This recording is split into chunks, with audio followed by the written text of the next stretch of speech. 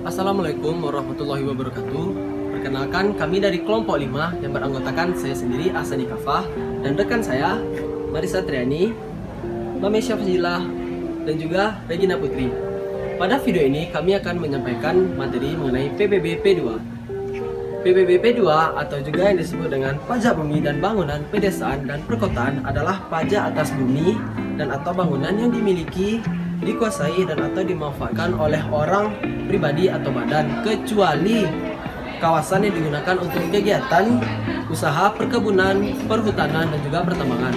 Pengertian dari bumi sendiri ialah permukaan yang meliputi tanah dan perairan pedalaman serta wilayah kabupaten atau kota. Dan juga pengertian dari bangunan sendiri adalah konstruksi teknik yang ditanam atau dilekatkan secara tetap pada tanah dan atau perairan pedalaman dan laut.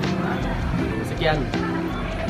Ini kita masuk kepada objek PBB. Kalian itu tahu nggak sih objek PBB itu apa? Objek PBB adalah bumi atau bangunan yang dimiliki, dikuasai, dan dimanfaatkan oleh orang pribadi atau badan, kecuali kawasan yang digunakan untuk kegiatan usaha, perkebunan, pertambangan, dan perhutanan. Meliputi yang pertama ada sawah, ladang, kebun, tanah, pertambangan, dan pekarangan.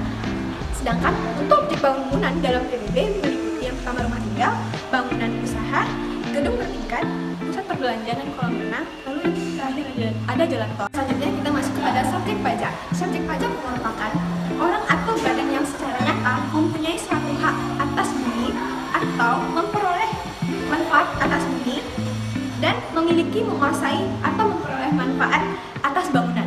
Baik, sekian materi dari saya. Baik, di sini saya akan menjelaskan mengenai yang bukan termasuk objek pajak bumi dan bangunan. Sebelumnya kita sudah mengetahui apa saja yang menjadi objek pajak bumi dan bangunan. Sebenarnya tidak setiap tanah dan bangunan itu termasuk dari pajak bumi dan bangunan. Ada beberapa juga yang tidak masuk ke dalam objek pajak dan bumi bangunan, yaitu dapat dikelompokkan berdasarkan penggunaannya. Yang pertama yaitu dipergunakan untuk kepentingan umum dan tidak memperoleh keuntungan di bidang sosial, ibadah, kesehatan, kebudayaan, pendidik, dan sejarah. Yang kedua yaitu dipergunakan untuk menjaga flora dan fauna, seperti hutan suaka alam, hutan lindung, taman nasional. Dan yang ketiga, dipergunakan oleh perwakilan negara atau organisasi internasional, seperti konsultan dan kedutaan. Baiklah semuanya, setelah yang dijelaskan teman-teman saya tadi mengenai pengertian pajak, subjek pajak, objek pajak, dan bukan objek pajak, maka selanjutnya bagaimana sih cara menghitung PBB itu sendiri dan berapakah tarifnya? Pertama, untuk melakukan perhitungan dari PBB itu sendiri, pertama kita harus menentukan nilai jual objek pajak atau yang disebut dengan NJOP. NJOP itu sendiri merupakan besarnya harga atas objek baik bumi maupun bangunan, atau dapat dikatakan pula sebagai harga untuk properti tanah dan bangunan. Kedua, kita menentukan nilai jual kena pajak atau NJKP. NJKP merupakan suatu dasar dari perhitungan pajak bumi dan bangunan sebagai nilai jual yang akan dimasukkan ke dalam perhitungan pajak yang terhutang. Adapun persentase NJKP yang ditetapkan pemerintah untuk pedesaan dan perkotaan dapat dinilai dari NJOP yaitu 40% untuk nilai lebih dari 1 miliar, sedangkan 20% untuk nilai kurang dari 1 miliar. Kemudian maka didapat NJKP adalah persentase NJKP dikali NJOP.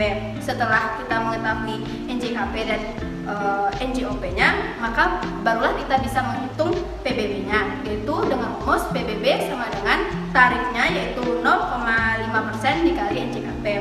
Baiklah, untuk lebih memahaminya, di sini saya sudah mencontohkan 1-2 perhitungan PBB terutama. Kita hitung dulu nilai umumnya, yaitu 100 meter persegi dikali nilainya tadi 1 juta, maka didapat 100 juta. Kemudian nilai tanahnya 150 meter kali 1 juta 200 per meter, maka didapat 180 juta.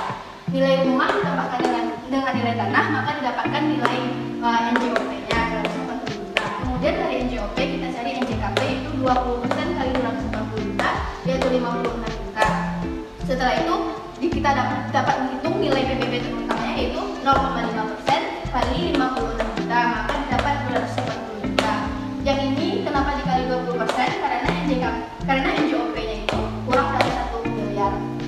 dari saya.